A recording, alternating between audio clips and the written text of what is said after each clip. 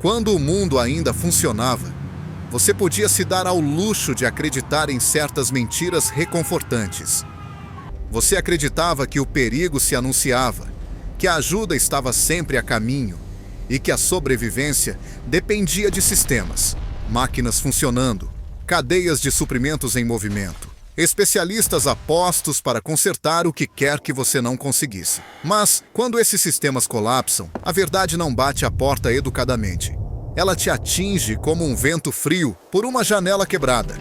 A sobrevivência nunca foi sobre conforto, previsão ou apoio.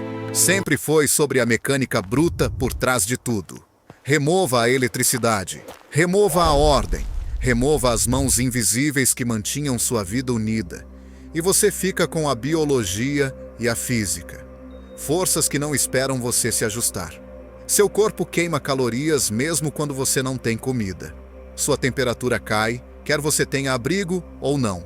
Um único momento descuidado convida à infecção, lesão ou exposição. E nesse estado despojado, você começa a entender algo que a maioria das pessoas nunca enfrenta. A civilização não era proteção, era acolchoamento. Uma camada macia envolvendo um mundo muito mais duro. Nas primeiras horas após o colapso, o pânico geralmente vem dessa percepção. Não da fome, não da escuridão, mas da consciência súbita e nauseante de que você nunca esteve realmente no controle. O que te mantém vivo agora não é seu cargo, seus planos ou seu otimismo. É sua disposição para encarar o mundo como ele é, sem filtros, implacável e desinteressado no quanto você sente falta das regras antigas. Para a maioria das pessoas, um colapso seria como cair em um mundo alienígena. Mas, para os sem-teto, esse mundo já é o lar. Eles vivem nas condições que todos os outros temem. Incerteza, instabilidade, escassez e a pressão constante de permanecer alerta apenas para sobreviver ao dia. Enquanto a sociedade passa por eles presumindo que estão quebrados, eles já se adaptaram a uma realidade onde as redes de segurança desapareceram. Eles sabem o que significa dormir sem garantias. Sabem como carregar tudo o que importa ao alcance da mão. Sabem como encontrar calor sem um termostato, água sem uma torneira, comida sem uma cozinha. Essas não são lutas simbólicas, são mecânicas diárias para se manter vivo em um mundo que não oferece nada gratuitamente. O colapso tira a maioria das pessoas de suas ilusões, mas os sem-teto nunca tiveram essas ilusões para começar. O mundo deles é feito de calçadas, bancos de metal frios, estranhos imprevisíveis e escolhas que ninguém quer fazer, mas precisa. Quando a sociedade os apaga, eles são forçados a prestar atenção em coisas que outros ignoram. Padrões de pessoas, mudanças nos bairros, o humor das multidões, os sinais silenciosos de perigo em lugares que outros consideram comuns. Essa familiaridade com a privação não é romântica. Não é sofrimento nobre. É adaptação, crua, direta e aprimorada pela repetição. E quando o mundo em geral começa a se parecer com as margens, aqueles que já viviam lá carregam um conhecimento que a maioria das pessoas nem sabia que existia. Quando a sociedade ainda funcionava, você dependia de instituições para conexão, telefones, redes, horários e sistemas projetados para manter o fluxo de informações. Mas esses sistemas colapsam rapidamente e, quando o fazem, a maioria das pessoas se encontra isolada, sem saber em quem confiar e cega para o que está acontecendo além de sua visão imediata. Os sem-teto sobrevivem sem nada disso. Suas redes são silenciosas, improvisadas e construídas na observação, em vez de infraestrutura. Eles sabem quem pode ser abordado e quem deve ser evitado. Conhecem as regras não ditas dos espaços compartilhados, os ritmos das patrulhas, os lugares onde a bondade é real e os lugares onde é uma armadilha. Sua comunicação é sutil, trocada através de rotinas, gestos ou simplesmente estando presente no lugar certo, na hora certa.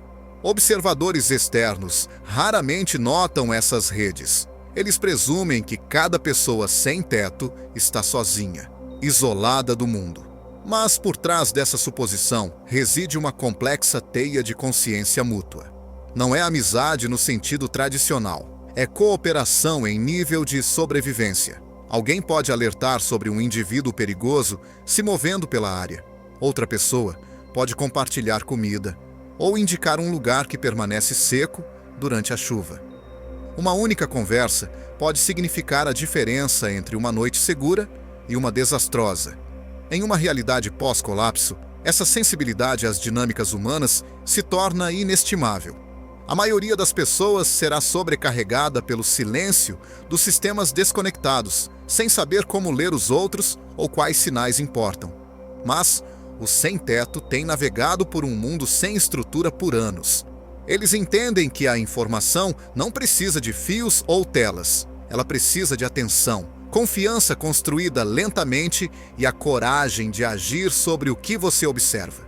Suas redes são frágeis, sim, mas são reais. E quando o mundo quebra, a fragilidade ainda é muito mais do que nada. A maioria das pessoas passa pela vida meio adormecida, protegida pela rotina. Elas não percebem as mudanças sutis na postura de um estranho, a tensão silenciosa antes de um conflito, ou a maneira como o perigo muitas vezes chega disfarçado de normalidade. Mas os sem-teto vivem em um estado constante de alerta, não porque queiram, mas porque o mundo ao seu redor exige isso.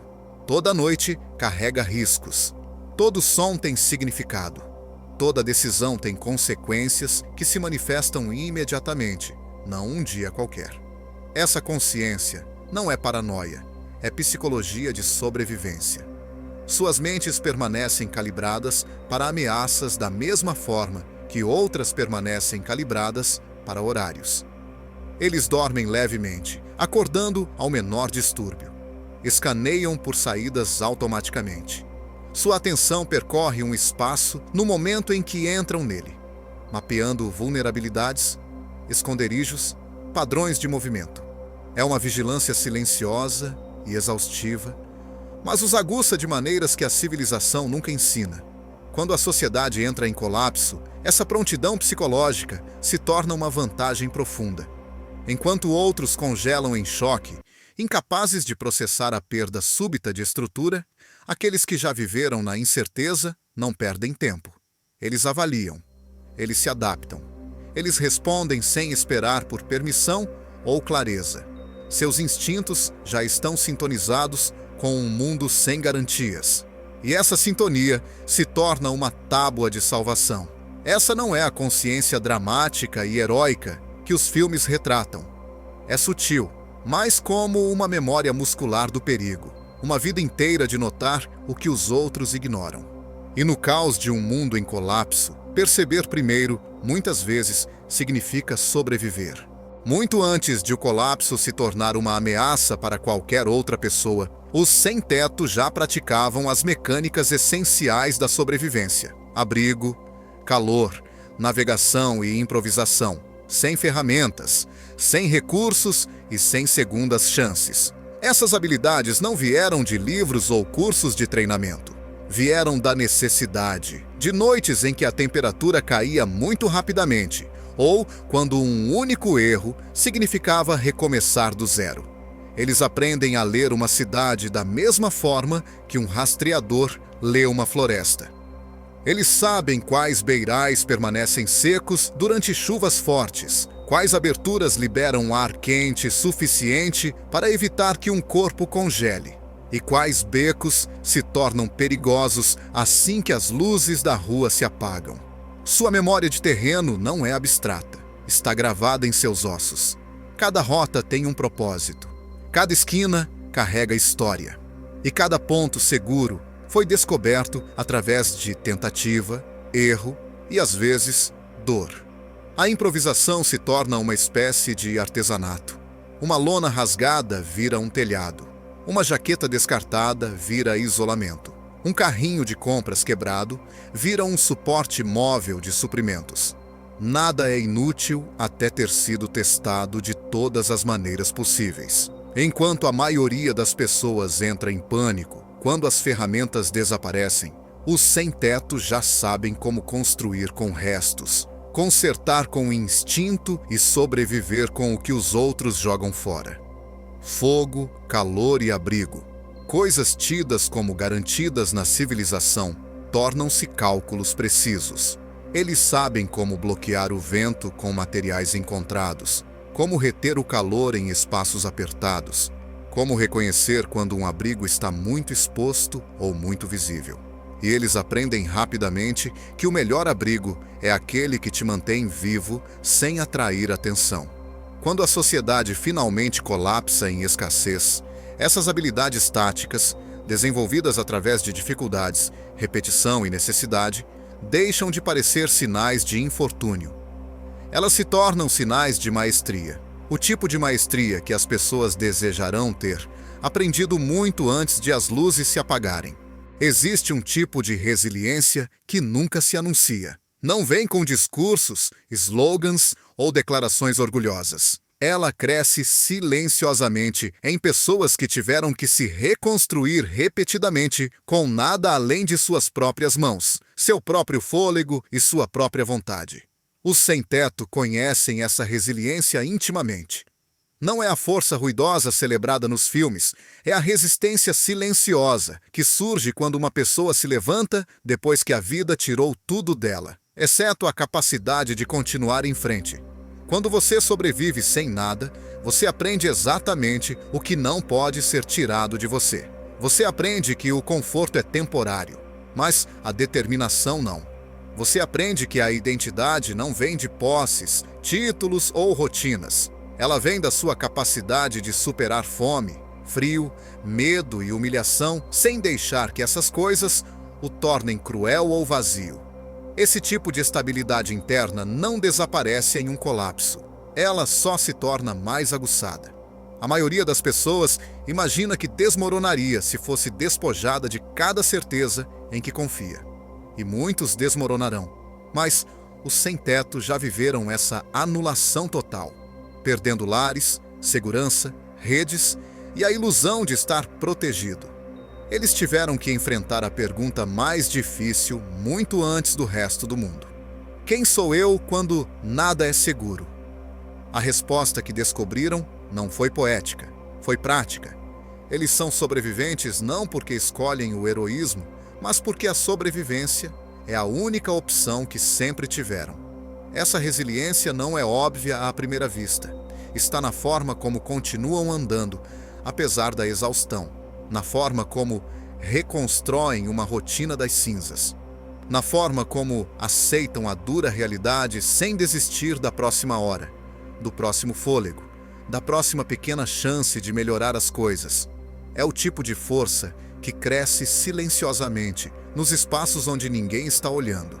E quando o mundo finalmente se quebra e todos são forçados a confrontar a vida sem estrutura, essa resiliência silenciosa se torna algo que o resto da humanidade invejará. Uma força formada não do privilégio, mas de sobreviver à verdade do mundo como ele é. A sociedade sempre olhou para o sem-teto pela lente errada. As pessoas veem fraqueza, onde, na verdade, há adaptação. Veem falha, onde há disciplina. Veem desordem, onde há estratégia. Porque é mais fácil acreditar que a falta de moradia é um defeito do que admitir que ela revela algo desconfortável. Esses indivíduos entendem realidades que a maioria das pessoas passa a vida inteira evitando. Por décadas, o mundo descartou a resiliência deles como caos. Suas habilidades de sobrevivência foram rotuladas como sinais de estarem perdidos, não como sinais de serem capazes. Sua capacidade de navegar no perigo sem apoio foi tratada como evidência de instabilidade, em vez de prova de competência instintiva. O público se desviou, convencido de que suas próprias vidas eram fortificadas pela estabilidade, tecnologia e conforto, convencido de que tal resiliência nunca seria necessária. Mas, quando o colapso despoja a civilização de sua estrutura bruta, algo muda. De repente, as pessoas antes ignoradas se tornam espelhos que refletem o que falta ao resto do mundo. Os instintos que os mantinham vivos, consciência, adaptabilidade, resistência, improvisação, não mais parecem hábitos infelizes. Eles parecem o projeto para sobreviver a uma realidade sem estrutura. E nesse momento, a sociedade é forçada a confrontar uma verdade que evitou por muito tempo. Aqueles que viviam nas margens nunca foram quebrados. Eles estavam preparados. Eles estavam treinando à vista de todos, moldados pelas próprias condições que todos os outros agora lutam para compreender. A diferença é simples. A maioria das pessoas vivia em um mundo que as protegia. Os sem-teto viviam em um mundo que os afiava. Se o colapso ensina algo, é que o valor da força de uma pessoa não é definido por onde ela se encaixa na sociedade, mas pelo que ela pode suportar quando a sociedade desmorona. E nessa escala, o mundo subestimou muitas pessoas por tempo demais. Chega um momento em todo colapso em que as velhas regras finalmente perdem seu poder. Os sistemas em que as pessoas confiavam param de funcionar. As rotinas das quais dependiam desmoronam. E as identidades que antes usavam com tanta confiança não significam mais nada. Nesse momento, a sobrevivência não é sobre quem você costumava ser. É sobre o que você pode fazer agora, com o que você tem, sob uma pressão que você nunca imaginou enfrentar. É aqui que as habilidades negligenciadas do sem-teto deixam de ser invisíveis e começam a se tornar essenciais. Sua capacidade de ler o perigo no silêncio se torna uma estratégia. Sua improvisação com restos se torna engenharia. Seu instinto de permanecer despercebido se torna sabedoria tática. Sua resistência, construída a partir de noites passadas, lutando contra o frio, a fome e a vulnerabilidade, torna-se o parâmetro que outros tentam desesperadamente alcançar. Enquanto a sociedade lida com o choque de perder o conforto, os sem-teto navegam no caos com uma familiaridade que outros não possuem. Eles entendem como se mover sem chamar atenção, como conservar energia, como construir um abrigo com detritos que parecem inúteis para todos os outros. Eles sabem quais lugares oferecem calor, quais lugares atraem problemas e quais lugares se tornam seguros apenas em certas horas. Esses padrões, invisíveis para a maioria, criam um mapa para a sobrevivência quando os mapas não importam mais. E lentamente, o mundo começa a aprender com eles. Pessoas que antes os lamentavam ou ignoravam se veem observando como se movem, como escolhem rotas, como avaliam um espaço em segundos. As habilidades desenvolvidas através de anos de adaptação forçada tornam-se a base para um novo tipo de conhecimento. Um que valoriza a consciência sobre as ferramentas, a resiliência sobre o conforto e a engenhosidade sobre os recursos. No final, a maior mudança não é na técnica, mas na percepção. O mundo para de ver a falta de moradia como um símbolo de fracasso e começa a vê-la como uma forma dura e implacável de treinamento, que forjou habilidades que ninguém esperava precisar, mas das quais todos dependem subitamente. E quando a poeira assentar, esses sobreviventes antes negligenciados estarão não nas margens da sociedade, mas no centro do que a humanidade deve aprender para suportar sua era mais sombria. Quando o mundo finalmente se acalma após o caos, uma estranha clareza se estabelece sobre tudo. Você começa a ver que a sobrevivência nunca foi apenas sobre táticas ou ferramentas. Foi sobre as pessoas que aprenderam a suportar muito, antes que qualquer outro percebesse que a resistência seria necessária. Os sem-teto viveram uma verdade que o resto da sociedade não queria reconhecer: que a força não vem do conforto, vem de confrontar o mundo sem garantias. No rescaldo do colapso, a resiliência deles se torna uma lição para todos. Não uma história romântica, não um mito de heroísmo, apenas um lembrete de que os seres humanos são capazes de muito mais do que jamais acreditaram quando despojados de seu cerne. O mundo começa a se reconstruir a partir de sua versão mais bruta, guiado não pelos sistemas que outrora falharam, mas pelos instintos que nunca mentiram. Se há uma mensagem a ser levada adiante, é esta: as pessoas que a sociedade ignorou nunca foram fracas. Elas estavam se adaptando a uma versão mais difícil da realidade. Uma versão que o resto do mundo, eventualmente, não teve escolha a não ser enfrentar. Sua luta, sua resistência e sua força silenciosa tornam-se parte do projeto para recomeçar. Se esta história ressoou com você, por favor, compartilhe seu senso de força nos comentários. E vamos espalhar esse orgulho silencioso para o mundo.